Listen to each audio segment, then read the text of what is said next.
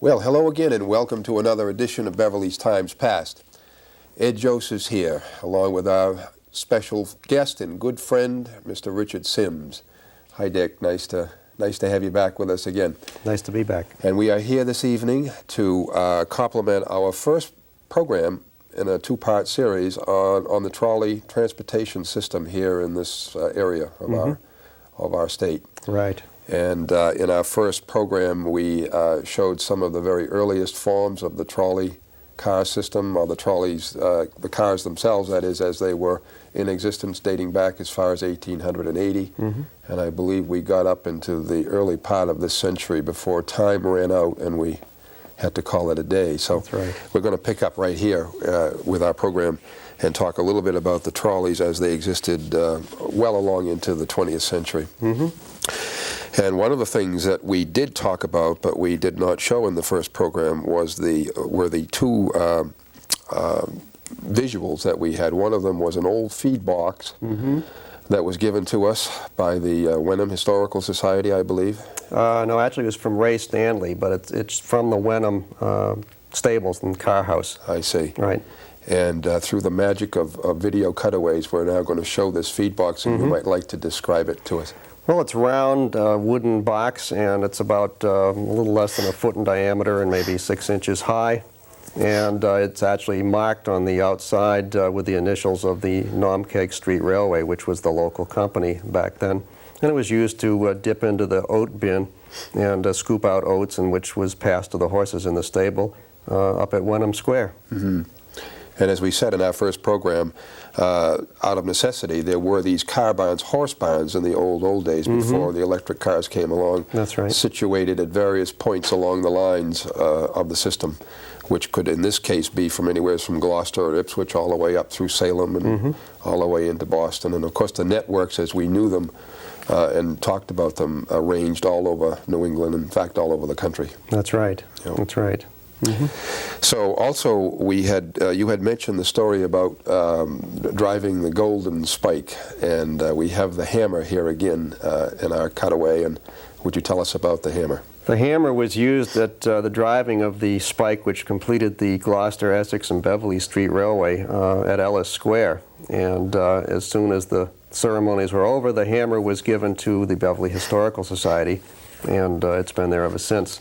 And we can't help but wonder whatever happened to the gold spike. We only have half the team here. Yeah, fellow by the name of Dearborn, I believe, was the alderman at the time. And I believe we're going to show a picture of Alderman Dearborn, who later on became a doctor, I believe, or was a doctor, and lived to be quite an older fellow here in Beverly, and I guess was much respected. Yes. And he was responsible for driving the infamous golden spike that yes. we know. And true to all gold spike stories, they missed the first time they took a whack at it and completed it finally after several more strikes. Yeah.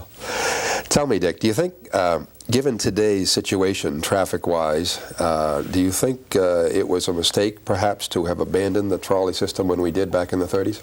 That's hard to say because as you look at it from where we are today, cars had become very popular. The Model T and the Model A Fords were everywhere, plus plenty of other cars, and there really wasn't the ridership, so there was no way to justify keeping them at the time. Had they lasted another 10 or 15 years, then the outcome might have been different, as we see in Boston today. The surviving surface lines in Boston are still being used, and in fact are being enlarged upon in some instances. So it really is, it's a tough call because the circumstances being the way they are with people so automobile oriented, it would be tough to bring it back. But if the system were still in place, yeah, it would probably still be useful.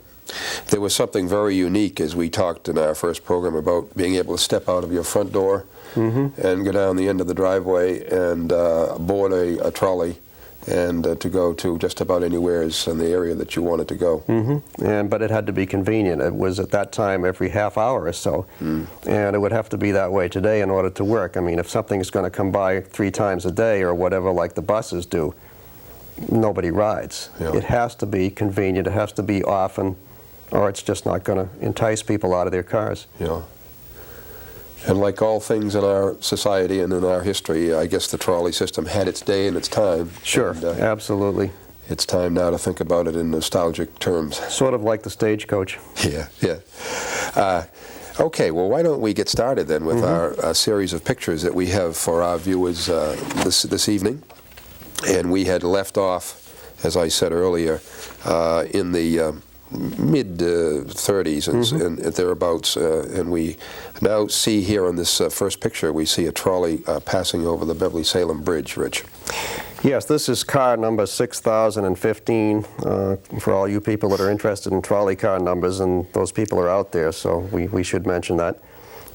Crossing the Salem Bridge, the same bridge we might mention that's there to this day. You can recognize the girders there on the side of the picture. And actually, this was 1935, so you were about 2 years from the end of trolley service at this point. And you had mentioned earlier, as we were looking at these, that there was plenty of room on the sides here for the trolley to pass over the bridge, and at the same time for automobile traffic to go by unimpeded. And they have, we note also they've moved the track into the center of the road, whereas in the 1880 photograph that we saw, program number 1, it was off on the right-hand side as you would cross from Beverly to Salem. That's right, and we had speculated that since the 1880 shot, what has actually happened is that the bridge, the center span, the draw span, which turns, has been replaced. This is a newer span, and when that was done, the track was probably centered in it for balance purposes. Yeah. Can you say a word about the overhead wiring that we see? Sure. We can see here in the background behind the car there's a girder that goes across the street above the bridge, and there's probably one at this end too, which is so close it's out of the picture. And that held the overhead wire in suspension over the part of the bridge which turns, because obviously when the bridge opens for boat traffic, someone doesn't go up and disconnect the wire. There had to be a gap at both ends so that the bridge could turn. Right. And that's apparently what there's a plate there under that girder, and apparently the trolley pole would skid across a little momentary break in the wire at each end of the draw span. So that meant that the power to the motors and the lights in the car would go out for just an instant, just a second, as it went under each one of those gaps in the wire. This looks like a pretty good sized car too, as we see it here in the picture. Yeah, that's a double truck car, and there's probably 40, 45 seats in it, something like that, about the size of a bus. Yeah, this was as modern as the trolleys were going to get. That's about right. The cars that came after that were known as PCC cars, and they never made it to this area. They made it to the bigger cities, and there's still some kept in reserve on the Boston MBTA system to this day, and they were developed in the late 30s. Okay. And we have a Charles Duncan photograph here. Right. Charles Duncan was a long-time trolley buff and photographer, and many of his pictures were taken in the North Shore area and are still around today. Yep. Okay, next photograph here, we are looking at the Beverly-Salem Bridge area again, and this is another scene dated 1936 in the summer. And I don't know, Rich, but it seems like we were talking just before we started the tape here. It seems like there are many cars. It seems like the street is a bit wider, or was a bit wider in those days, and it seems today, but perhaps it's an illusion. Right. Right. I think part of that is caused by the fact that the automobiles are different. Back in the 30s, they were taller and narrower than they are today. And where the streetcar is in this picture, of course, today there's a traffic island which kind of breaks the street up into sort of two sections. So it does look, it may just be an optical illusion. Yeah, yeah. And of course we have the coal yard sitting off there to the to the extreme left. And the trolley passing by. The service was to last one more year. That's correct. Following this photograph. And this, by the way, just recently appeared in I believe it was in the Salem News about 2 or 3 months ago. And it was, you had contacted the family by the name of Dukeshire in Beverly, I believe. That's right. Obtained the photograph for the Beverly Historical Society. Yes, they were very good about letting us copy that as soon as it came back from the newspaper, which we did, and we safely returned the original. And so we're very happy to get things like that. If anyone else has anything at all showing trolleys in Beverly, by all means get in touch with us. You will copy them and return the photograph safe and sound to its owner. Very good. Well, back we are now down in Ellis Square, Cabot Street, and we're looking February 27, 1937. And this, if you were a trolley buff, this was a sad day, Rich. Yeah, it was. And you had mentioned earlier that there's a lot of pictures taken this last week. Well, it's like anything. I mean, the word gets out that something's going to end after 50 or 60 years, and suddenly, oh, it's so important, and everybody wants to get down and get their picture of it. And this is no exception. The last few days of trolley service, quite a few people were taking pictures. We've seen several turn up from different sources. And this one was taken again right in front of the old National Bank building, which we saw in the earlier broadcast. And it's just a great slice of life from the 30s with the old cars, and just typical of downtown Beverly in that period of time. You know, and the National Bank building, as we see it here, was to burn in 1954. That's correct. To be replaced by the present-day building as it sits today. And again, I must say, Cabot Street does look wider here, Rich, than you would see it today. You're right. I can't explain that, but you're absolutely right. There's some kind of an illusion here in the picture, for sure. We have a Ted Day photo here. Yes, Ted Day was a North Beverly resident who grew up and lived there for many years and graduated from Beverly High School in the late 30s or early 40s, and was an absolutely wild train buff and streetcar buff, and so he's responsible for a lot of these last week pictures that we have. Yeah, and thank goodness for people like that. I know it. I know it. And hopefully we'll find some of those trolleys, infamous trolleys, that we knew ran up in North Beverly, but to this very day we have almost nothing to show for our search. That's the thing, and the fact that Ted Day came from North Beverly, you say to yourself, well, why aren't there pictures? I mean, if he was interested in trolleys, well, the point was that trolleys had stopped running to North Beverly 10 years before they stopped running to Beverly proper. They didn't go beyond Gloucester Crossing after about 1929 or 30. So back at that point, Ted Day had not become of age where he was taking pictures. Otherwise, I'm sure there would have been some, because he took lots of steam train pictures in North Beverly. Yeah.